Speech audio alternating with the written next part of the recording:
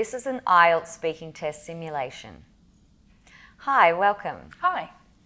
Can I start by asking your name? Yes, I'm Mary Dodd. Hi, Mary. Hi. Can you tell me whereabouts do you live? I live in Port Melbourne, just about 15 minutes from here, right next to the beach. I'm very lucky. Very nice. Yeah. And are you working or studying? Yes, I work part-time in a pharmacy. I work as a pharmaceutical assistant. Part 1 of the simulation.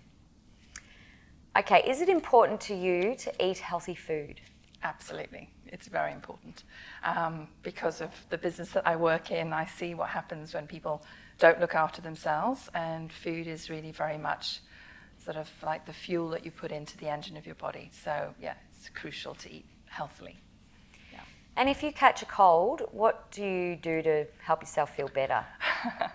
I love warm tea with honey and lemon. I drink lots and lots of fluids. I also try to obviously have more vitamin C, so I try and eat oranges and other fruits and vegetables with high levels of vitamin C.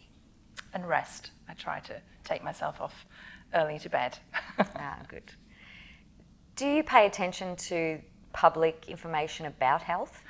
Very much. I try and make sure that I avoid large groups when there's flu and influenza going around. But obviously, the way that, where I work, I'm very much aware of, any outbreaks of, colds and flus and gastro problems. So, yeah, I do actually pay attention.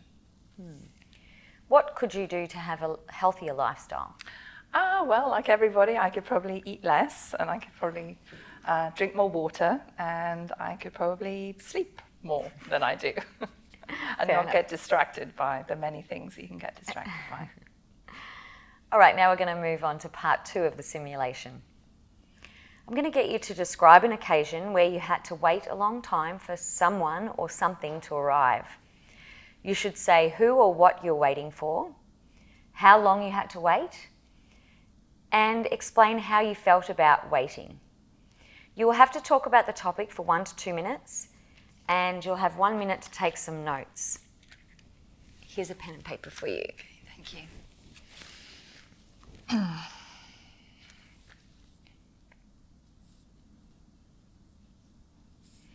Okay, great. Time's up. Thank you. Okay, if you could please explain to me this occasion. Well, it was just before Christmas, and my daughter's studying overseas, and she was due to come home for Christmas, and her flight was due to arrive at about 6 in the morning, so we very excitedly got up at about 4 and got to the airport in time, just in case the flight was early. And we saw that the whole board was full of delayed flights.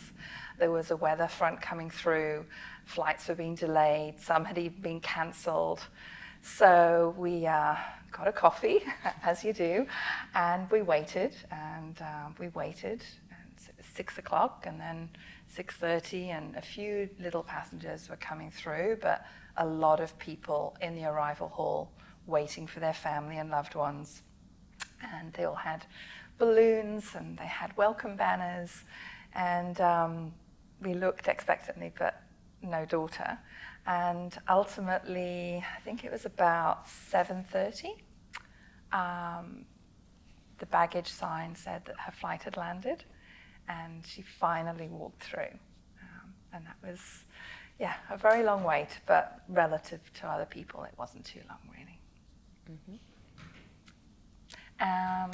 And I think what was interesting was that while we were watching people coming through, we were able to observe, and try and figure out who was related to whom and who they might be waiting for, if it was a loved one, if it was a parent, if it was a brother or sister. And I still remember 4 friends all wearing reindeer head sort of decorations. And their friend walked through, very jet-lagged, very embarrassed. But once they embraced him, he was very cool, and he got to wear a pair of antlers as well. Oh, that's great. All right, now we're moving on to part 3 of the simulation. I want to talk to you about arriving early. Okay. In what kinds of situations should people arrive early? Well, I'm known in my family for always getting to places early. But I think, for example, if you have an appointment with a doctor or a specialist or a dentist or something like that where you may need to fill in some paperwork, I think you should arrive early to make sure that you've got time to fill in that paperwork so that you're not actually holding other people up.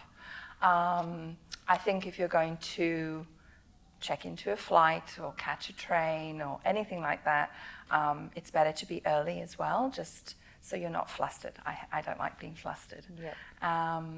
And probably if you've invited someone for lunch or you're meeting someone at a restaurant, I think it's nice to be early and rather than late, especially if you're hosting something. Yeah. And how important is it to arrive early in your country?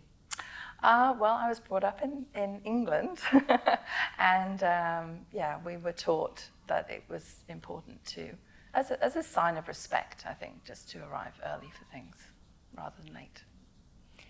How do you think modern technology can help with people arriving early?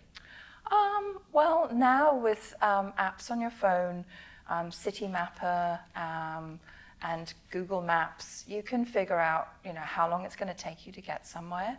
And often they will tell you if there is disruption to transport or if roads are blocked.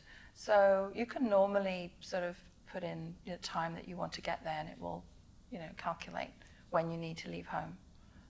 So I think that's quite a good thing. And of course, Uber, you can plan your ride. You tell them what time you need to be there. And you can even, order cabs and things on your phone. So. All right, now we can talk about being patient. Okay. So what jobs do you think require the most patience? Probably dealing with, I have a few friends who are teachers. I think dealing with little ones, it requires quite a lot of patience, especially when they have to put on their school uniform and tie up shoelaces, or they're learning to do things. I think that requires patience. At the other end of the scale, I think dealing with elderly people who maybe are not as mobile and are not in such a hurry, that requires patience because we're all rushing around, and I think that requires patience. Anyone who has a disability, dealing with people who are not as able as yourself requires patience. And I'm actually learning to paint at the moment and trying to be patient with myself as I learn a new skill is very sobering. Yeah. Ah, very nice. Do you think it's always better to be patient in work and studies? I think so. I think you get more out of people the more patient you are. In the pharmacy, if I'm training up a new employee, you have to be patient because things that I've been doing for years are second nature. But someone who's never worked and it's their first job, or they've maybe moved from a different industry, I think it's very important. And lastly, do you agree or disagree that the older people are, the more patient they are? Well, I look at grandparents and I think they're very patient with their grandchildren. But maybe when they were parents, they weren't as patient. I think sometimes when you're older, you're more patient. But on the other hand, I also see older people speak their mind and dismiss people who are not, they don't suffer fools, basically. And if they think that someone is wasting their time or not really important or relevant, older people are pretty quick to dismiss them. Thank you for your time today. This ends the simulation. Thank you. Pleasure.